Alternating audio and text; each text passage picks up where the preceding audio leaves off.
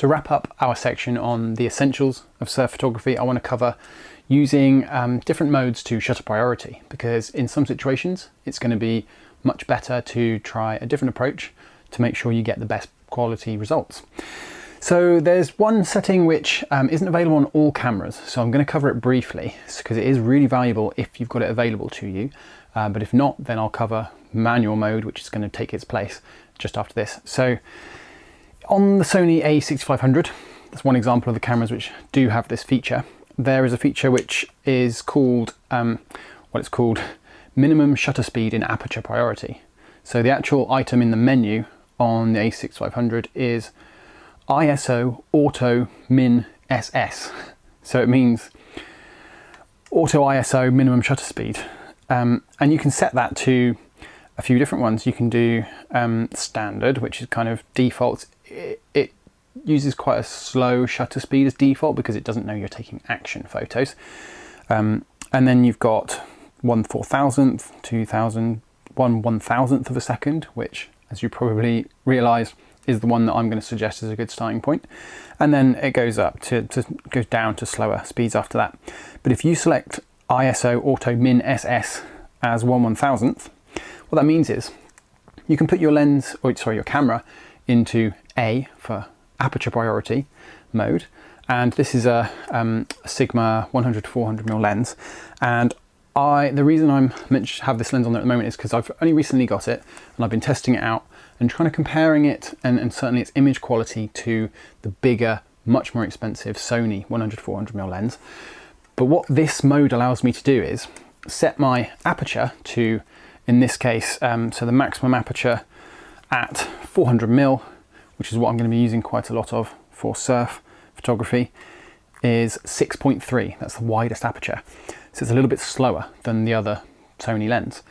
But as I discussed in the telephoto lenses and the aperture section, if you stop down a lens, basically don't use its widest aperture, but use a slightly narrower aperture than that, that's normally where you get the best quality results. So that's what I've been trying to do, so I can compare it to the Sony lens and other lenses.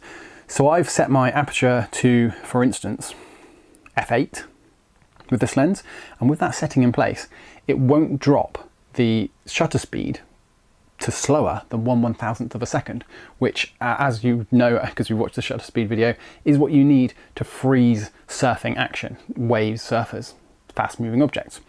So what that allows me to do is, obviously, I can then widen the aperture back to 6.3 to let in a bit more light. Perhaps if my ISO, because it's got auto ISO, my ISO might be going too high, I might be thinking I'm getting a bit too much noise. But as I mentioned in the ISO video, I'm not too worried about having a high ISO. I'd much rather have my creative vision intact, so frozen surfer and a wide enough aperture to get them in focus, and a bit more noise than the other way around. But a lot of people do prefer to have as little noise as possible, even at the expense of things like depth of field. So that's an interesting mode to try out if you've got it, and I would recommend that for lenses like this, where you might want to stop them down a little bit to get the best possible results, or stop them down to get extra depth of field to make sure you're getting everything in focus. So in those situations, that minimum shutter speed in aperture priority mode is really useful. It does use auto ISO, so you can't be setting your ISO at the same time. That's basically how it works. It adjusts the ISO to compensate. So that's a little trick for you to get out of shutter priority mode and into aperture priority mode. For my general day-to-day photos, like family photos, I'm normally in aperture priority mode, to be honest. So because controlling the depth of field is more important than freezing the action completely, like it is in surf photography. So that's a little tip, and it'll get you into aperture priority mode and still maintain that high shutter speed. The other way you can do that, if you don't have that mode in your camera, or even if you do and you might prefer to do it this way, is to go to manual mode, which can seem a little bit daunting if you're just getting into these kind of interchangeable lens cameras and you haven't really got to grips with all these settings. But if you've watched the aperture, shutter speed, ISO videos, then you essentially know everything you need to know to use your camera in manual mode. The difference is you're setting all of the three parts of the exposure triangle yourself.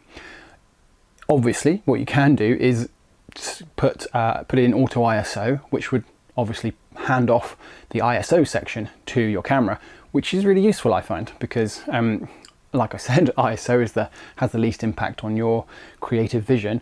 So you want to control the other two and leave that one for the camera. That's, I think, quite a good option. You'll soon come, if you're the kind of person who wants to control everything, then you will learn that quite quickly and you'll be disappointed with your ISO, etc. But for most people, I think auto ISO is still a good shout, even in manual mode.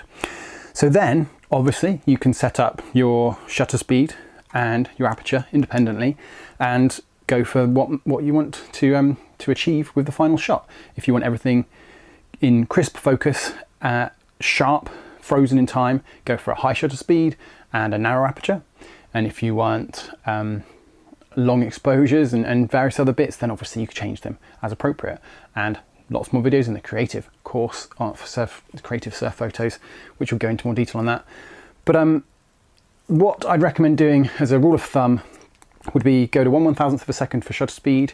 Aperture, if it's a sunny day, like a fairly bright day, then start at f8.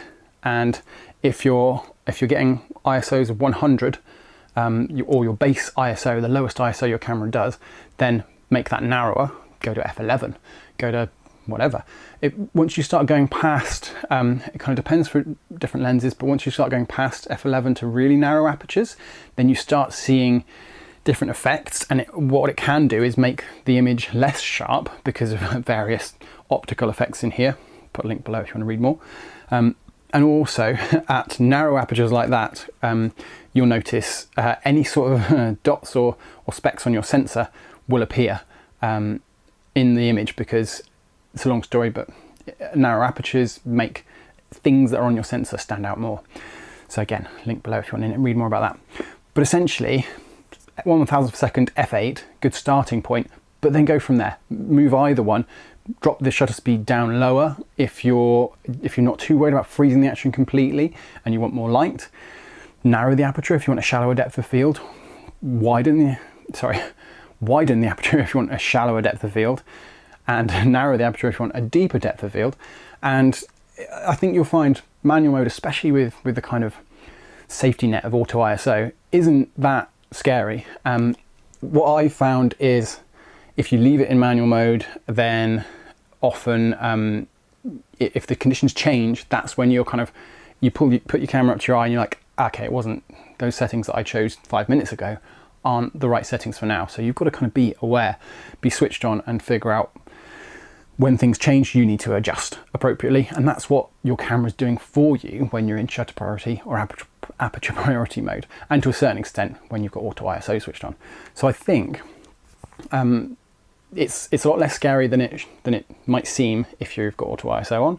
And once you get to grips with it, and if you're in the zone and you're really focusing on your photography, then you're going to kind of pick up instinctively whether you should be opening up your aperture a bit more to let in a bit more light, or slowing down your shutter speed, or bumping your shutter speed up. So yeah, experiment with it. Try the extremes of each end. That's always a good place to start. But yeah, I think that's a good way of getting into the manual modes of your camera. And if you have got it, that minimum shutter speed and aperture priority mode is really handy. It's been really good. I've been using it with this lens quite a lot. So there's a little bit of extra, a few extra tips to get you out of your auto modes on your camera. But like I say, for 95% of the situations you're in, they're going to get you pretty good shots. And digital cameras have come a long way, and they've got very clever bits of technology inside them which are specifically designed to do these kind of things very quickly. So don't be afraid of using them. That's what I'd say. You buy these expensive cameras for a reason, and part of that reason is they're very clever at making the exposure pretty good, given your inputs. So focus on what you want to achieve creatively. Let the camera handle anything that's kind of a bit boring, and anything that's going to change really, really quickly.